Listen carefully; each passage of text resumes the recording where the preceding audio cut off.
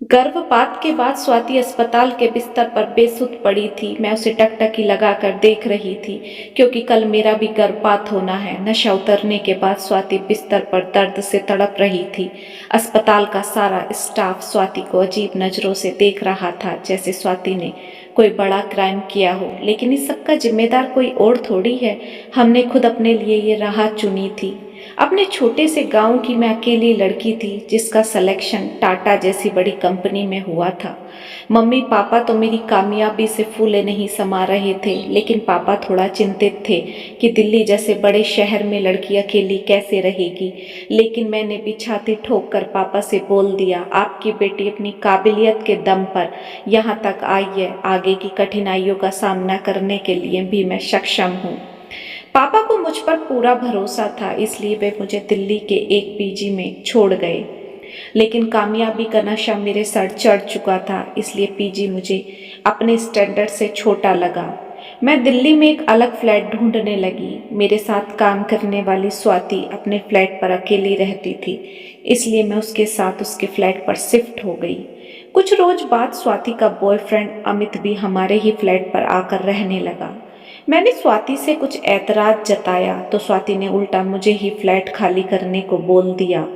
अब दिल्ली जैसी जगह में एक सस्ता घर मिलना आसान भी तो नहीं था, इसलिए मैंने अपने मन को समझा लिया कि वो तो स्वाति का बॉयफ्रेंड है, मुझे उससे क्या दिक्कत होगी। लेकिन स्वाति और अमित एकदम पति पत्नी की तरह ही फ्लैट में रहते। मेरे सामने ही वो एक दूसरे को किस कर लेते, एक दूसरे को गले लगा लेते और मैं सब कुछ नज़रअंदाज कर देती।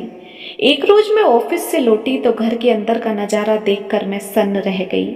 स्वाति और अमित बाहर ड्राइंग हॉल के सोफे पर ही अपने अंतरंग पलों का आनंद ले रहे थे। मुझे देखकर दोनों ने जैसे तैसे चादर से अपने आप को छुपाया।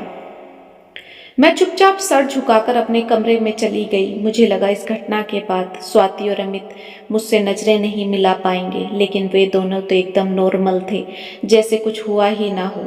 स्वाति अमित को रूठते मनाते देखकर मेरे दिल में भी कहीं ना कहीं कसक जाग उठी थी। प्यार पाने की अकेलापन मुझे भी अंदर से खोखला कर रहा था, और जवानी के जिस दौर से मैं गुजर रही थी उसमें हम सफ़र की ज़रूरत पड़ती ही है। लेकिन मेरी तलाश पूरी हुई करण पर आकर। एक रोज़ अमित का दोस्त करण हमारे फ्लैट पर आया। 6 फीट लंबा गोरा चिट्टा लड़का। उसका आकर्षक व्यक्तित्व देखकर किसी भी लड़की के दिल में कुछ कुछ होने लगे। लेकिन मैंने भाव खाते हुए करण को अनदेखा कर दिया और चुपचाप अपने कमरे में चली गई। उस रोज स्वाति का जन्मदिन था, इसलिए वो तीनों बाहर ड्राइंग हॉल में पार्टी कर रहे थे। स्वाति ने मुझे बाहर आने के लिए बोला तो मैं भी चली गई। हमने खूब सारी गपशप, डांस, मस्ती की। पहली बार मुझे किसी पार्टी में इतना मजा आया था, शायद करण की वजह से। अब हम चारों हर रोज पार्टी करने लगे। इसी दौरान मैं करण के बहुत करीब आ गई। एक रोज स्वाति और अमित कहीं बाहर घूमने गए तो मुझे शाम काटे नहीं कट रही थी। मैंने करण को फ़ोन करके फ्लैट पर बुला लिया। बस वही शाम मेरी सबसे नाजुक शाम बन गई। शराब का नशा धीरे धीरे मेरे सर चढ़ रहा था। उस रात करण ने अपनी तरफ से कोई पहल नहीं की, बल्कि मैंने ही भावनाओं में बहकर करण को आई लव यू बोल दिया। करण ने भी मुझे अपनी बाहों में भर लिया। इतना सुकून मिला मुझे, जैसे मैं इसी पल का इंतजार बरसों से कर रही हूँ। मैं और करण सारी रात एक दूसरे के आगोश में समाये रहे। जाने कितने से नाजुक पल आए और चले गए। वो रात मेरी जिंदगी की सबसे हसीन रात बन गई। उसके बाद तो मुझे करण के साथ सोने की जैसे आदत ही बन गई हो। अमित की तरह करण भी हमारे ही फ्लैट पर शिफ्ट हो गया।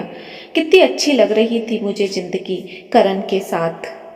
लेकिन स्वाति के साथ तभी ऐसा कुछ हुआ कि हमारी खुशियां बिखर कर रह गईं। स्वाति गर्भवती हो गई।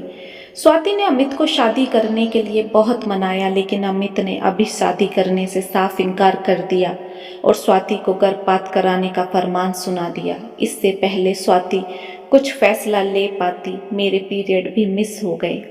मैंने करण को बहुत फ़ोन किया, मगर उसने मेरे किसी फ़ोन का जवाब नहीं दिया। जब मैंने अमित पर करण को लेकर दबाव बनाया तो अमित ने मुझे करण का ऐसा राज बताया कि मेरे सर पर आसमान टूट पड़ा। करण शादीशुदा था। मैं समझ गई कि स्वाति और मुझ में कोई फ़र्क नहीं है। करण मुझे किसी कीमत पर भी स्वीकार नहीं करेगा। मैंने और स्वाति ने बारी बारी से गर्भपात कराने का फैसला लिया ताकि हम एक दूसरे का ध्यान रख सकें। जीवन की कुछ गलतियां हमें अंदर तक झकझोर देती हैं कि सारी उम्र हम उस पछतावे से बाहर नहीं आ पाते। कुछ ऐसा ही हुआ मेरे साथ। यहाँ तक आए हैं तो चैनल को सब्सक्राइब करके जरूर जाएं। कहानी अच्छी लगी हो तो लाइक करते जाना।